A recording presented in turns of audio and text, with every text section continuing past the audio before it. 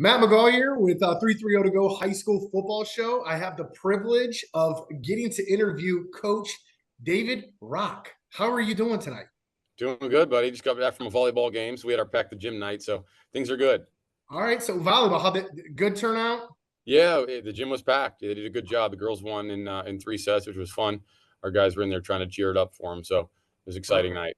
Perfect, man. That's awesome. So obviously we're talking. We got you guys down. Game of the week this week. You guys are taking on going over to Poland. 5-0. You guys are 4-1.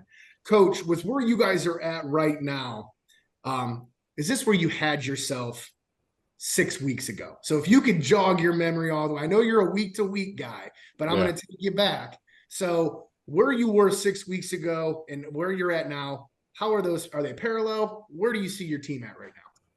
I think obviously we'd rather be 5-0, but I think we've grown a lot as a football team, and we're getting closer to kind of where we want to be. We're heading in the right direction.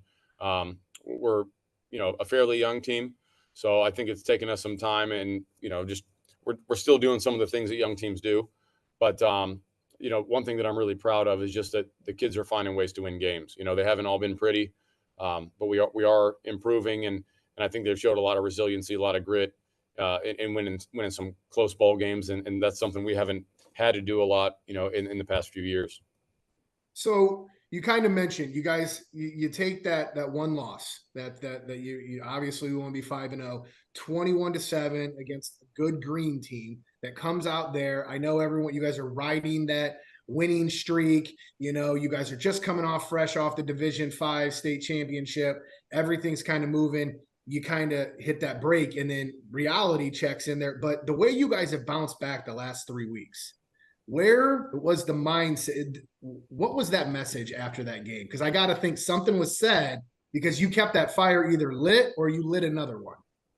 You know what? We talked about it, as a football family, and just said, like, look, guys, kind of two directions we can go here. We can get better, and we face this challenge every day, right? But we can either get better, we can get worse, and obviously we're not satisfied with the results, and we weren't happy with losing a football game ever. But I think our guys, realized that the following week was an opportunity to go compete again and try to, right some wrongs and clean up some mistakes, and that we hope our best days are ahead of us, and I told him, I said, all of our goals, our internal goals are still ahead of us. And the faster we can get back on the mend and getting better and getting back to focusing on a new opponent, the better it's going to be. And I think the kids have done a great job of that. We licked our wounds for a minute, but then, we're trying to get back and just really trying to get better every day. Absolutely. So, the talk is you come in first year, taking over for a coach of 28 years. I was blown away when I found this out, though. Not that I'm shocked, but I was like, wow, this guy, I was looking at your defensive stats, and I kind of mentioned to you before, you've got four outstanding defensive players, 45 tackles with Dylan Smesko, Aiden Dominguez, 39 tackles, Luke Starkey with 40, and then Gavin Nagy pulling it up with 38. So I'm like, wow, defense must be a big thing. Is that a focal point? And then I found out that somebody was a 2007 grad. And also, is this true? Were you first team All Ohio co-defensive player of the year? I really don't know. Okay, well, that's what I'm hearing. Maybe I Um, just anointed you. If yeah, not, maybe I'll take it. congratulations. I don't know. Congratulations.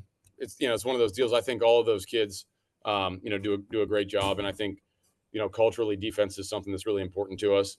The four guys that you mentioned, those guys all play offense for us too. So, Yeah, just been really proud of what they've done so far, and I think, it's kind of indicative of who we are defensively, that those guys all play different positions and really on opposite sides of the field in a lot of cases. So I think it's just a way of those guys, showing that they're doing a great job and playing their roles and not trying to do too much, but also handling their business when they have to.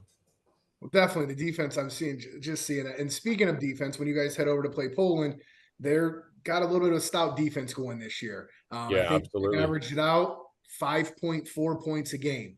What's your message to your team this week to block that out, stay with what you were kind of saying, continuing to grow and put some points on the board? Just, I think that, offensively and defensively, we understand the importance of any time you're playing, a Northeast State team, especially one that's undefeated in Poland, and we know what a great program they are. I think it wasn't too long ago, maybe our first year, maybe 2019. I think they're playing in the state semis in Division IV. So it's a great program, and Coach Pavlansky does a great job. But I think our kids understand the importance of the preparation. What it takes to go win what we consider a championship game. We're treating it like a playoff game.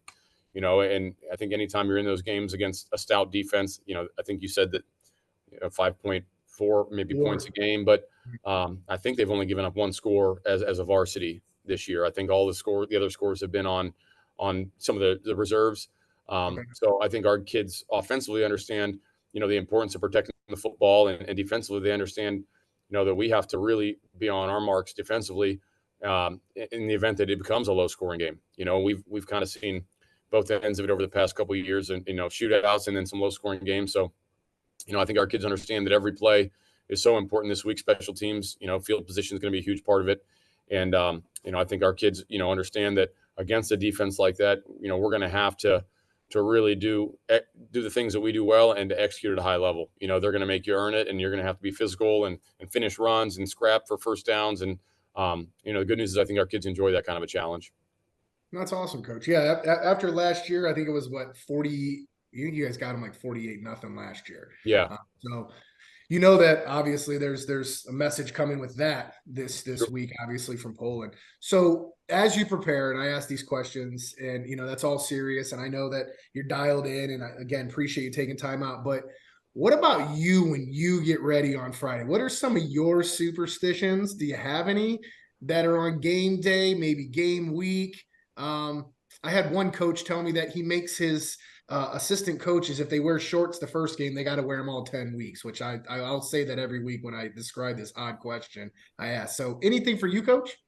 You know what? I'm not the most superstitious guy. I think this goes back to even, when I was an athlete or wanted to be an athlete and was playing sports. And but I really try to remember just to be thankful and to try to tell the people I love that I love them. I had a great coach in college, Coach Aycock. He's now the defensive coordinator at Iowa State.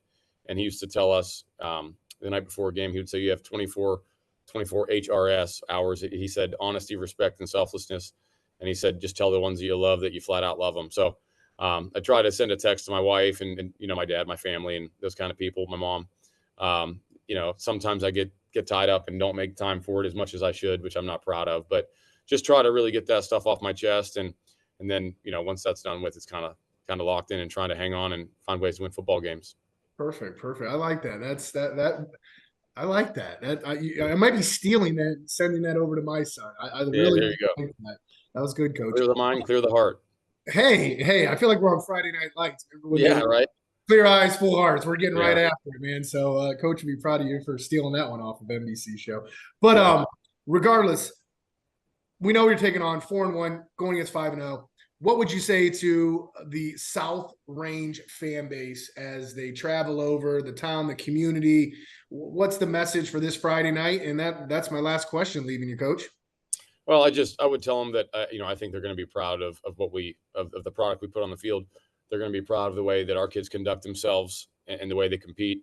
I don't think I have to say a whole lot. We have a great following, anyways, and I'm sure they'll be there and they'll be rowdy, and it's right up the road. So the traveling shouldn't be an issue. And if a lot of them have been at our previous 5 games, and I'm sure they know by now, if nothing else, we're going to make it interesting. So I'm hoping that they don't all get so interesting. Hopefully we can maybe get some breathing room here one of these weeks. But I think our guys are fun to watch, and they compete like crazy. And one message that I would send to fans is just how much pride our kids have and how much, being a South Range Raider means to them. I think our kids take a lot of pride and really love going out and representing our community the right way on Friday nights and competing like crazy. And so we appreciate them, and we're going to need all the support we can get.